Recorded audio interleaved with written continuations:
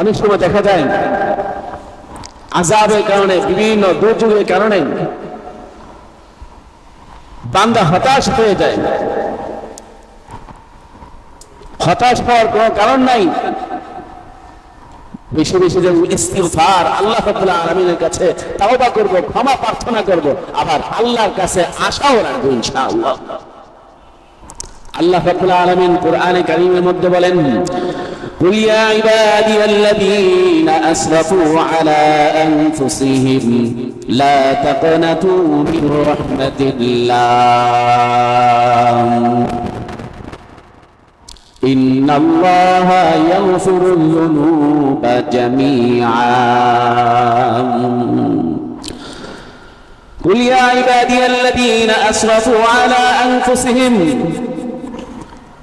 ও মুমিনরা যারা নিজেদের উপরে জুলুম করেছ, লা তাকনাতু মির রাহমাতিল্লাহ, তোমরা আল্লাহর রহমত থেকে নিরাশ হও না। ইন্নাল্লাহা ইয়াগফিরুয যুনুবা জামিআ,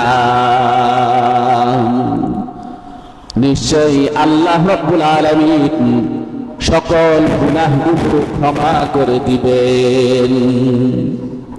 এজন্য বান্দা হতাশ না হয়ে আল্লাহর কাছে বেশি বেশি চাওয়া, আর বিপদ আপদ আসলে ধৈর্য ধারণ করা। বান্দার সবচেয়ে বড় সিফাত হলো ধৈর্য ধারণ করা। আল্লাহ রাব্বুল আলামিন জানিয়ে দিয়েছেন যে বান্দা, আমি কিন্তু তোমাদেরকে ক্ষুদ্র ক্ষুদ্র জিনিস দেয়, তোমাদেরকে কিন্তু পরীক্ষা করব। وَلَنَبْلُوَنَّكُمْ بِشَيْءٍ مِّنَ الْخَوْفِ وَالْجُوعِ وَنَقْصٍ مِّنَ الْأَمْوَالِ وَالْأَنفُسِ وَالثَّمَرَاتِ وَبَشِّرِ الصَّابِرِينَ।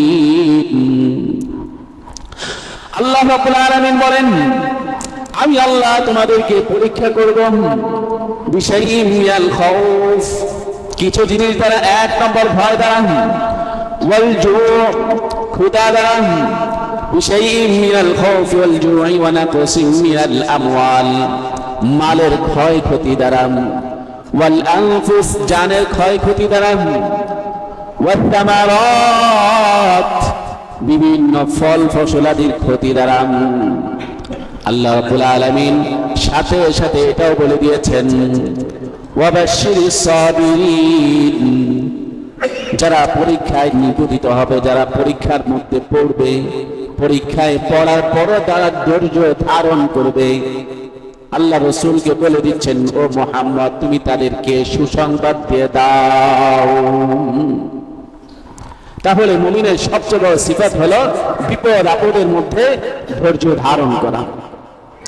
তাহলে এক নম্বর হলো, আমরা যে আযাব আমাদের মধ্যে আসছে, ভূমিকম্প, আমরা বেশি বেশি ইস্তিগফার করব, আল্লাহর কাছে ক্ষমা প্রার্থনা করব।